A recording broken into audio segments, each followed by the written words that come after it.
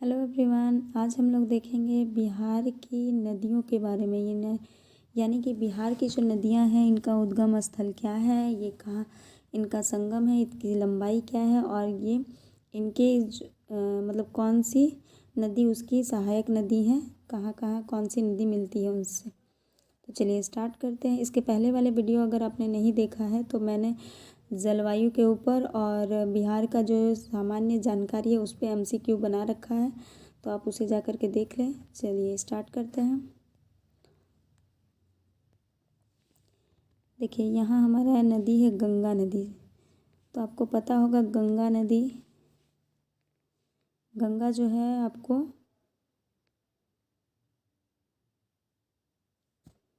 एक मिनट,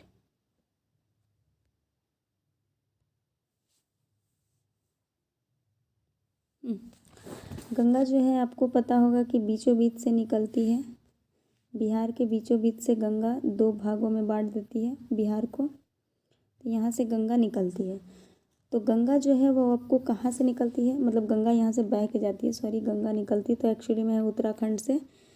तो उत्तराखंड के गंगोत्री से निकलते हुए आती है और गंगा बिहार में बहते हुए बंगाल की खाड़ी में गिर जाती है। ठीक, तो यहाँ से निकलते हुए आती है और बंगाल की खाड़ी में जा कर के मिल जाती है।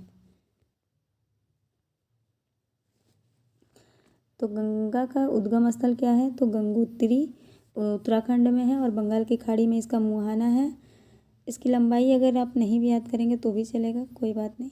इसकी कौन कौन सी सहायक नदियाँ हैं, तो घाघरा है, गंडक है, बूढ़ी गंडक, कमला, बागमती, कोशी, महानंदा, सोनू नदी है, फल्गु है, उत्तरी कोयल, पुनपुन, चानन, कर्मनाशा, सकरी और पचान। तो यहाँ पे कुछ जो है इम्पॉर्टेंट है, क्योंकि यहाँ पे पूछा गया है क्वेश्चंस में। घाघरा, गंडक, बूढ़ी गंडक, कमला, बागमती, कोशी, महानंदा, सोन, फल्गु, उत्तरी कोयल, पुनपुन, चानन, कर्मनाशा, सकरी और पचान। तो महानंदा नदी जो है वो यहाँ से नहीं निकलती है, और यहाँ पर देख रहे होंगे आपको सोन, फल्गु, ये सब, उत्तरी कोयल, पुनपुन, ये सब भी यहाँ से नहीं निकलती, लेकिन इसमें आकर के मिल जाती है। इसकी सहायक नदियाँ हैं। उसके बाद देखिए गंडक। गंडक जो है, गंडक कहाँ से निकलती है, तो गंडक जो है ये आपको कहाँ से निकलती है, तो अन्नपूर्णा श्रेणी के मानग मोट है ना, वह कुतांग यानी नेपाल वाला जो एरिया है वहाँ से ये निकलती है। ठीक, तो गंडक कहाँ से निकल रही है, तो नेपाल वाले एरिया से निकल रही है।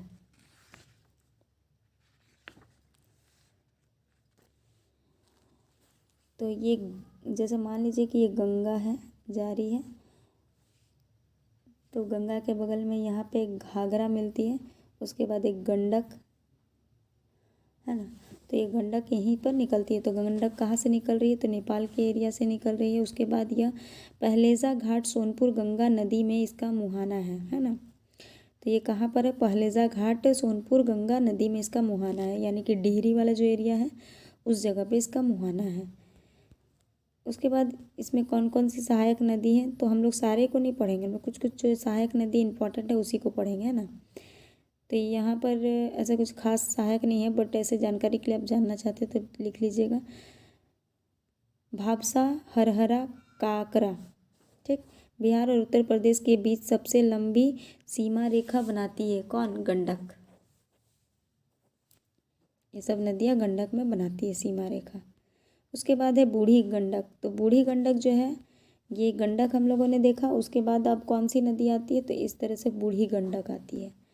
तो बूढ़ी गंडक जो है वह सोमेश्वर की पहाड़ी से निकलती है। ठीक, और चौतारा के चौर में जाती है, और ये जो है गंगा नदी में जाकर के मिल जाती है, यानी यहीं इसका मुहाना है खगड़िया में, जमालपुर खगड़िया में इसका मुहाना गंगा नदी में बनाती है।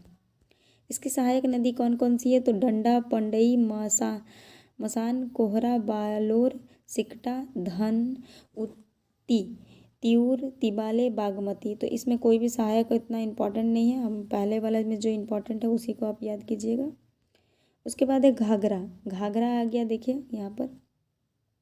तो घाघरा एक्चुअली में पहले निकलता है, लेकिन हम लोग इसको पढ़ते हैं कहाँ है, इसको पढ़ेंगे हम लोग, पहले बाद में पढ़ते हैं। घाघरा पहले निकलती है, उसके बाद यहाँ पर आता है गंडक है, फिर बूढ़ी गंडक है, फिर बागमती है, फिर अधवारा है, फिर कमला, कोशी, ऐसे करके तो ये जो हम लोग नदी पढ़ रहे हैं ये गंगा के उत्तरी वाले मैदान, उत्तर से मिलने वाली नदियों के बारे में। ठीक। घाघरा, घाघरा को सरयू भी कहते हैं। ये मंदोता चोरी के निकट मापचोचुंग हिमनद यानी नेपाल से निकलती है। सीधे अगर बात किया जाए तो ये नेपाल से निकलती है और ये छपरा के निकट मिल जाती है। तो कौन सी नदी है जो छपरा के निकट मिलती है? तो वह है घाघरा, गंगा में मिलती है घाघरा। ठीक। और इसकी जो सहायक नदियां हैं खौना, झरही, दाहा, तेल है। तो इसको जानना ज़रूरी नहीं है क्योंकि पहले हम लोगों ने जो देखा यही इम्पोर्टेंट है। बाकी सब उतना इम्पोर्टेंट नहीं है। जो इम्पोर्टेंट होगा हम लोग उसी को देखेंगे। उसके बाद है बागमती। तो पहले हम लोग का सीक्वेंस क्या था? घाघरा, गंडक, बूढ़ी गंडक, बागमती। ठीक। उसके बाद है बागमती जो है वो देखिए शिवपुरी से निकलती है, महाभारत श्रेणी से निकल रही है, नेपाल वाले एरिया से। और इसका मुहाना है कोशी नदी। तो इसका मुहाना क्या है? कोशी नदी है।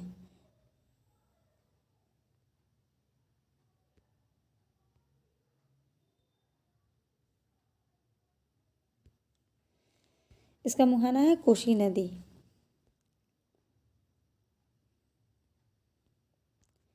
उसके बाद है कमला नदी है, हाँ।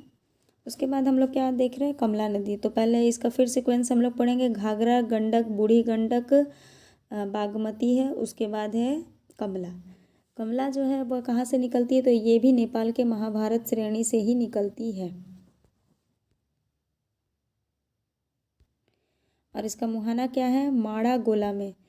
हाँ देखिए इसकी इम्पोर्टेंट है सोनी, ठोरी, भूतही, बलान, मैनावती, त्रिशूला है। उसके बाद है कोशी नदी जो है इसका जो स्थान है ये भी महाभारत श्रेणी से ही निकलती है। ये सप्तकोशिकी है। और इसका जो कहाँ जा कर के मिलती है? तो कुर्सेला के निकट गंगा में मिलती है।